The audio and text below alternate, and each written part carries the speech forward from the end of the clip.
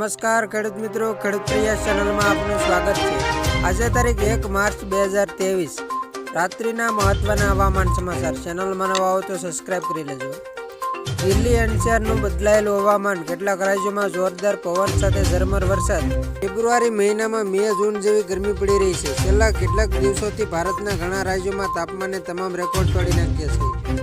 તે દરમિયાન માર્ચની પહેલી તારીખે ફરી એકવાર હવામાનમાં પલટો આવ્યો છે।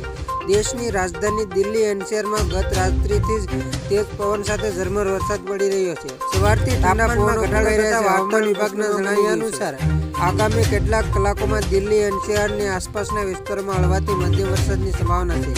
તે જ સમયે પર્વતોમાં મધ્યમથી ભારે હિમવર્ષા થવાની અપેક્ષા છે। હવામાન વિભાગના જણાવ્યા અનુસાર દિલ્હી અને એનસીઆરના કેટલાક ભાગોમાં હળવાથી મધ્યમ વરસાદની સંભાવના છે। જમ્મુ અને કાશ્મીર, હિમાચલ પ્રદેશ અને ઉત્તરાખંડના કેટલાક વિસ્તારોમાં આજે ભારે વરસાદ અને હિમવર્ષા થવાની સંભાવના છે।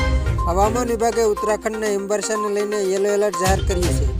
ઉત્તરકાશી, ચમોલી, પિથોરાગઢ, બાગેશ્વર, રુદ્રપ્રયાગ અને દહેરાદૂનમાં ભારે વરસાદની સંભાવના છે। હવામાન વિભાગના નિર્દેશક વિક્રમસિંહે જણાવ્યું હતું કે વરસાદની સાથે રાજ્યના ઊંચાઈવાળા વિસ્તારોમાં તોફાની પવનો ફૂંકાઈ શકે છે। ખેડૂત મિત્રો, ફરી વખત મળીશું આવતીકાલના વિડીયોમાં। ત્યાં સુધી જોતા રહો ખેડૂત પ્રયાસ યુટ્યુબ ચેનલ।